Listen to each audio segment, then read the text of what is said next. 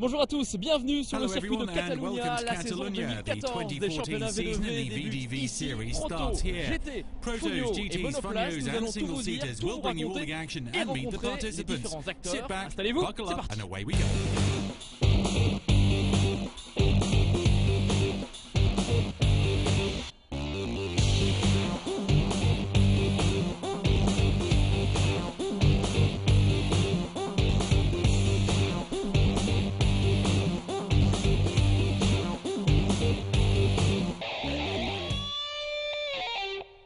Dans un instant, le résumé des courses de Funio. Avant ça, rencontre avec Eric Van de Wever, le patron de ce meeting VDV. Eric, qu'est-ce qui fait la différence entre vos compétitions et les autres? La différence, je pense surtout, c'est la convivialité qu'on essaie de garder dans ces courses. En fait, on court chez VDV comme on courait il y a 20 ou 30 ans. Même en Formule 1, c'était comme ça. Il y avait des gars, ils venaient, ils s'asseyaient sur les remorques avec les mécanos, ils discutaient. Je pense que c'est ça le sport automobile, le vrai sport. Et les gens, ils retrouvent ça quand ils viennent ici. C'est génial. Comment vous abordez cette saison 2014? Comment elle se présente? Elle se présente très bien. J'ai toujours un peu le regret de voir que les GT sont toujours aussi chers. Donc il est certain que c'est pas facile de trouver des pilotes qui ont les budgets pour monter dans ces autos. Par contre, dans toutes les autres disciplines, c'est-à-dire les protos, Funio, Monoplace, ça marche bien, il y a beaucoup de monde. Pascal Coinon, le directeur de Michelin Motorsport. Pascal, pourquoi avoir choisi une fois de plus de vous associer aux compétitions V2V? Tout d'abord, on est très heureux d'être avec Eric. Comme il le disait, c'est extrêmement convivial, mais il est trop modeste aussi pour dire que c'est très professionnel en termes d'organisation. C'est important pour Michelin aussi d'être associé à une série qui est très professionnelle, mais qui plaît aussi et de plus en plus aux coureurs amateurs et semi-pro. Michelin, c'est de la compétition avec les professionnels et les usines, mais c'est aussi d'être présent avec les fans de sport automobile pour pouvoir les aider à prendre plein de plaisir. Et on est très heureux d'être ici. Est-ce qu'il y a eu des évolutions de votre côté entre la saison dernière et celle-ci? Cette année, pas beaucoup. En fait, on avait fait le Big Bang l'année dernière. Et on est présent, on a un technicien qui est dédié à la série à plein temps. Et le feedback que l'on a eu l'année dernière, après une toute petite transition, c'est que la plupart, ou je dirais presque la totalité des pilotes, étaient tout à fait satisfaits des nouveaux pneus. Donc on ne change rien. Avant de s'intéresser au Funio, on fait un tour en caméra embarquée justement à bord de la Mosler de Eric Van de Wever.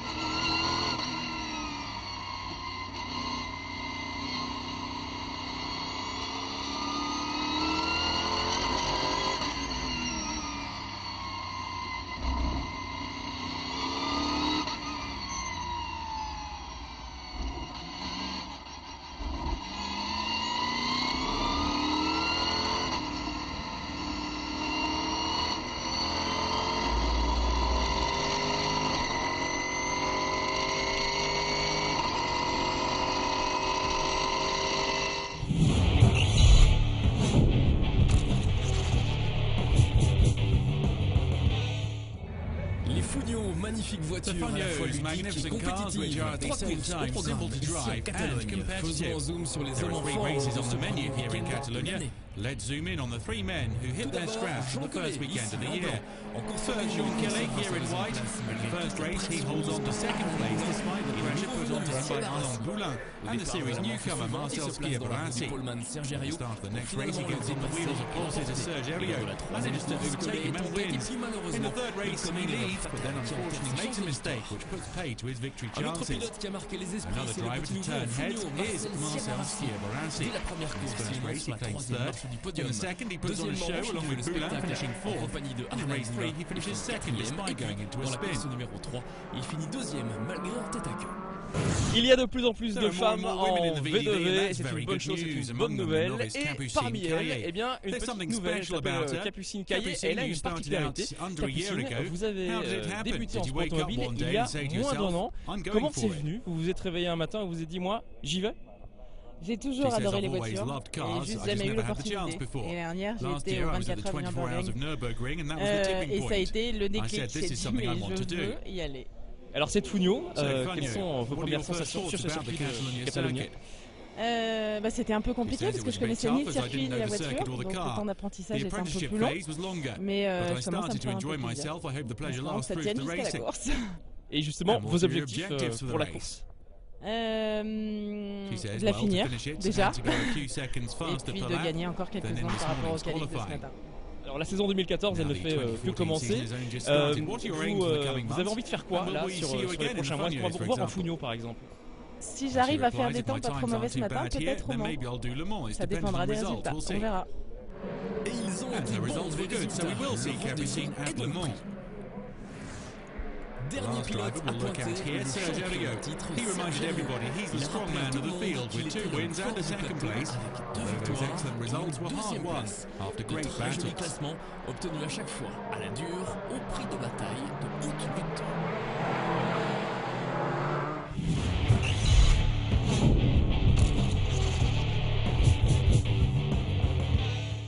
Place à la catégorie GT à présent avec Lawrence Tomlinson, vainqueur des 24 heures du Mans 2006, catégorie GT2 et par ailleurs président de Ginetta Cars.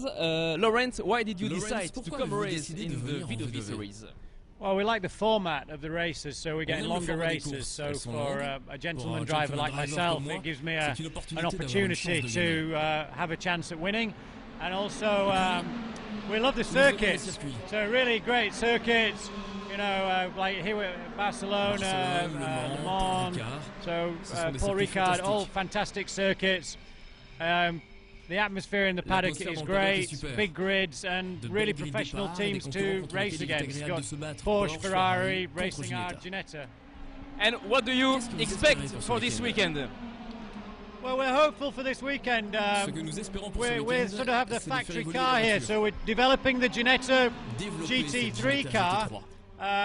So if we run reliably, which we're wanting to really get the reliability for our customers, we'd hope to get a podium would be a good thing for us this weekend. Alors cette Ginetta G55 et toutes les autres voitures, eh bien, on va prendre de leurs nouvelles. Voici le résumé de la course de GT ici à Catalogne. Et la belle surprise des qualifications, and a nice surprise in qualifying is that the Ginetta takes pole. Alongside it is the Ferrari that won here last year. It's once again being driven by Perrier-Pagny and Bouvet. Au départ, Thierry Perrier sur la At the start, it's Thierry Perrier taking the lead and setting out a ferocious pace.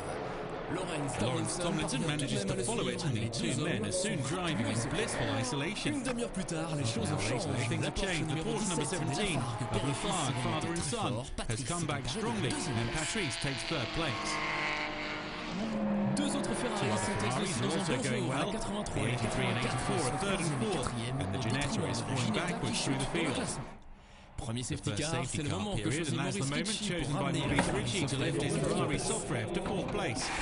Au départ, j'évite une Porsche, alors je vais dans la saleté, après je tape un peu dans les pneus et après ça a été dur. Ça a été dur parce que je pense que je les ai fatigués à gauche et puis il a fallu se battre. Une belle bagarre avec la Mosler et la Ginetta, c'était très sympa. La arrived after 90 minutes of racing. When it starts to fall, it's the Lafarge leading the way. Patrice is at the wheel and his son Paul is impatiently awaiting his turn. On a essayé de le tirer au maximum avec les slicks sous la pluie pour vraiment éviter d'abîmer nos pneus. Parce que ça va être la clé, je pense, ça va être la clé de la réussite aujourd'hui, la gestion des pneus, que ce soit du sec comme du pluie. C'est la douche froide qui est la partie de la Ginetta, which started from pole. At half distance, the Ginetta is back in 12th. A fall which can be explained by, among other things, the mud clearing systems breaking down. For the second half of the race, it's factory driver Mike Simpson behind the wheel. What he does is simply exceptional. He's 5 seconds a lap quicker than anybody else. Sur l'Audi numéro 4, Tanekedzian a fait un super Nexian has put in a superb first stint. Unfortunately, the car has to retire as the window is blown out. It's forbidden to drive without any protection to the driver's head, like a net, for example. On pensait avoir un filet, mais moi j'ai fait enrouler pendant 1 heure et demie et ça m'a aucunement gêné, pas de vitre. J'ai pris la voiture sans vitre, donc très surpris par la décision de commissioners. Des ennuis également dans le tour des Espagnols. Numéro 15, the 15 stops out on the track and in the pits on several occasions and eventually finishes last overall. Au même moment, in the sister car, Costas Kanaroglu makes a mistake and the number 14 comes to a halt in the gravel trap, losing the lead in the GT2 category. À 45 minutes de 45 minutes in the finish, these standings are as follows. Fifth for the Porsche Lorient number 7, which has been consistent since the start. Fourth, Ferrari Sofref, Balthazar, Sabri and Policon. Third, the other factory Ferrari Sofref, driven by Bobolic and Ricci. Second for the Porsche Rivier of the Lafarge. And still leading with perfect strategy and mastery of the elements is the Ferrari Bouvet. Bouvet is at the wheel to finish off the race. He's driving in difficult circumstances with mud all over the windscreen. It's worth underlining the incredible march through the field of the Ginetta G55. After the problems with the mud, the Tomlinson-Simpson Gio has made it up to 6th, and that's a fine performance in Spain. On a fait beaucoup de tests avec cette voiture durant l'hiver, Mike Simpson et moi. Mike Simpson and myself. So we've actually had this is our 7th day in the last 3 weeks testing. So we've managed to get the car going quite well. The car reliability is what's key to us, and we're hoping more customers will join us in the V2V because it's great fun. Just as in 2013, the winners of the 4 Hours of Barcelona, Annie Perrier and Jean-Bernard Bouvet. À la fin, j'étais un petit peu en délicatesse, mais apparemment, je faisais quand même des bons temps parce que la Ferrari, elle aime bien l'eau, mais quand il y a de la vraie pluie et que c'est gramouillé, elle n'est pas très facile à conduire. J'ai un petit peu galéré. Et voilà, mais sinon, je me suis appliqué, j'ai fait le maximum pour pas faire de bêtises, on va dire le mot gentil. Et voilà, on a fait un bon week-end. Les séances d'essais libres, on a été quasiment devant, je crois. On rate la pole pour pas grand-chose. C'est la victoire, voilà, donc ça commence bien le championnat, je suis super content. Le championnat justement à la deuxième place, on retrouve la Lafarge, Bobolic et Ricci, 4e Balthazar Sabri, 5e Ansel Blasco Dupuis, 6e Loger, 7e GT2 Martin Tremblay et Ferrara, et 8e Kanaroglu et Campos. Il retrouve le chemin du podium. Voilà, pour ce qui est des GT, dans un instant, nous nous intéresserons à la catégorie monoplace. Nous rencontrerons également une pilote, une des femmes engagées dans les championnats, en l'occurrence dans les courses de proto. Et puis évidemment, nous vous proposerons le résumé des protos. À tout de suite.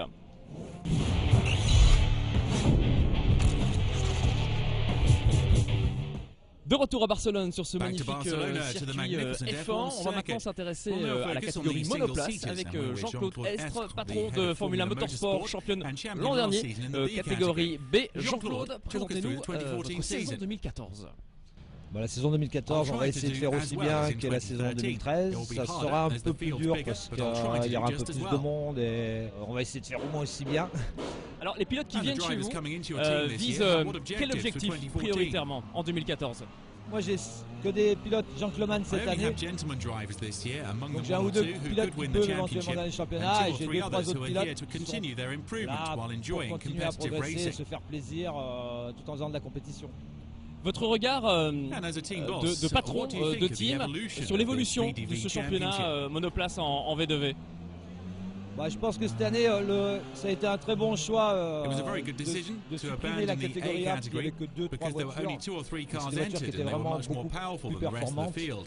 Donc je pense que le V2V, ce sera une bonne saison cette année, aussi bien au niveau public que performance et autres. Bien justement, les premières courses monoplace dans ce challenge V2V version 2014. Coup de projecteur maintenant. Cette année, les voitures pour gagner le single-seater VDV Racing are the Formula Renault Teenage Machines from 2010 to 2014. 2010 à 2014. 3 drivers mastered this weekend. Bien maîtrisé ce week-end. Tout d'abord, Jordan Perrois il a 23 ans. He's 23 and from the Paris region. Experience of F3 Open and F4 has given him the weapons to take on Catalonia. He gets on the podium twice to go with the 4th place and stands out as one of the most spectacular drivers of the weekend. Le plus spectaculaire du week-end. Antonin Borga, the runner-up in 2012, is back in VDV. Vise le titre. And he's targeting the title. His weekend results scoring good points as he manages a first and second. Borga had a terrific tussle with Zanassi in the first race of the weekend. Et enfin, le meilleur the best of them all in Catalonia was Matteo Cairoli. Italian dominated the weekend and took 2 wins. The young driver could have won all 3, but inexperience cost him in race 3 and he ended in 4th. Cairoli went into a spin, heating up his tyres under safety car. Cairoli est parti en tête à queue sous safety car en faisant chauffer ses pneus.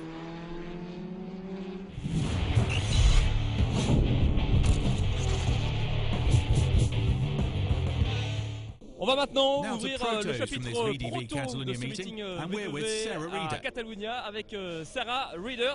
Sarah, pourquoi avoir décidé de revenir en V2V? Nous avions roulé en V2V il y a quelques années. Nous avons toujours beaucoup aimé la série, mais nos pilotes voulaient rouler ces dernières années dans les Speed Series. Cette année, nous avons trouvé une pilote qui voulait revenir en V2V. Nous sommes très heureux de revenir. C'est une belle organisation, un fantastique calendrier. Nous sommes heureux d'être là. Some words about your teammate. Oui, Flicken, je la connais depuis longtemps. Elle a roulé en Ginetta dans le Bridcar, elle est rapide, talentueuse, habituée aux bons résultats. Tout va bien jusqu'ici. Why have you chosen the Juno car? We've got a long partnership with Juno now. When I left Caterham, that was the first prototype that I raced, and we've stuck with them ever since.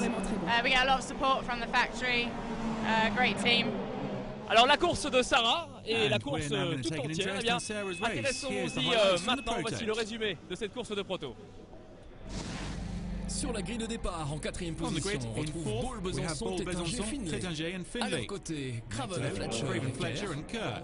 L'équipage qui a réalisé le 2e temps de qualification pour il s'agit de Valio, Giors et Buré. Et puis, bien installé, en pole position, Angelo Zolanger, donné par Thomas Dagenot. Au départ, David Zolanger conserve sa place qui est excellente en vol également pour Marc-Antoine Danielou. Marc-Antoine Danielou, 3 places de gagné, ainsi que pour Bruno Bazzo sur la Norma TFC numéro 6. Des efforts vains puisqu'elle entame du 2e tour, c'est l'accident entre 2 voitures au Racing, celle de Paul Lafargue et de Pierre Nicolet. Les 2 pilotes ont été fortement secoués dans ce contact. Le pilote sortir de la voiture,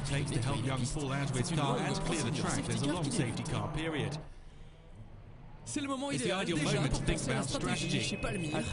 David Zolanger makes the most of it by coming in for 3 of his 6 obligatory pit stops. Et lorsque les feux repassent au vert, c'est le phénomène Léo Roussel que l'on retrouve au commandement de la course. Une belle performance puisqu'il était parti de la 15e. Derrière lui, on retrouve Gary Finlay, 2e. Mathieu Lahaye, 3e. Bruno Bazzo, 4e position. Et Christophe Tardieu occupe quant à lui la 5e place. Pendant ce temps, Zolanger enchaîne les records de tour. Il est 7e avec déjà 3 arrêts. En tête, mauvaise nouvelle pour Roussel et Poirier. Ils sont victimes d'une casse mécanique. L'équipage de la repartira et terminera ses 6 ans de Barcelone. À la mi-course, un équipage de Gentleman Driver marque les espoirs avec une belle 4e place. Il s'agit de Bruno Bazzo, Philippe Thirion et Jean Lorion. Devant eux, on retrouve la une pilotée entre autres par David Zolanger, champion 2013, désormais à la 3e place. Zolanger confirme carte stratégie. c'est aussi à l'attrait de ce championnat. Ça nous permet d'avoir des stratégies complètement différentes. Pendant le safety car, on a décidé de faire quelques arrêts dans nos passages obligatoires. C'était une option parmi tant d'autres. On verra à la fin si ça a été payant, mais jusque-là, on se débrouille pas trop mal. On est aussi dans le top 3. Voilà, on va dire qu'à mi-course, on est idéalement placé pour le podium. Bien placé. Also well placed for the podium, the number 18 Capillaire Gélin. They fought it out all last season and they're currently second. Pour l'instant deuxième. In first at half distance are Danilou and Piala. Revient à Danilou et Piala. It's special for Marc-Antoine Danilou, who suffered a serious accident here a year ago. Pour l'instant, ça se passe très bien pour nous. Malheureusement, il y a déjà 2 voitures de l'équipe qui ont eu des gros problèmes. Il y en a une qui a déjà abandonné et l'autre qui est en train de réparer. Donc là, on a les 2 autres voitures qui sont 1 et 3. Donc on va essayer de faire sourire l'équipe et leur donner un doublé sur le podium. There's disappointment for the British duo Sarah Reeder and Flick Hay. The car lets them down, coming into the pit several times before Flick Hay is brought to a standstill out on the track. More to the pity as they've picked up 8 spots since the start. The car just cut out on her. Le moteur a coupé au virage 3. C'était impossible de redémarrer. On attend maintenant qu'ils nous la ramènent au garage. On va la rentrer et on va voir ce qu'on peut faire. La Juno repartira. The Juno gets back out onto the track for some competitive testing and finishes 20th overall. Pendant toute la deuxième moitié de la course, Catalonian skies become particularly threatening. In the end, the storm passes the circuit by. Est passé à côté du circuit. Et une heure de la fin, le classement the standings look like this. The youngsters Danilou and Piala lead. Deuxième, Capillaire, in second, Capillaire, Cavaillez and Gélin, who started 11th. Troisième place pour Paul Besançon, Tétagé and Findlay. Et à la quatrième place du général, it's Zolanger and Dagenot. Cette dernière heure de course va être marquée par There are 2 major incidents. First, the 32 of Paul Besançon, Tétagé and Findlay hits mechanical trouble and drops from the podium, eventually crossing the line in 9th place. And Vincent Capillaire makes an exceptional surge through the field in the last 10 minutes of racing. Throwing caution to the wind, Capillaire manages to snatch the race lead from Danilou and Piala. What a sway he cut as the 18 win the 6 Hours of Barcelona by a mere 7 seconds. Avec seulement 7 petites secondes d'avance.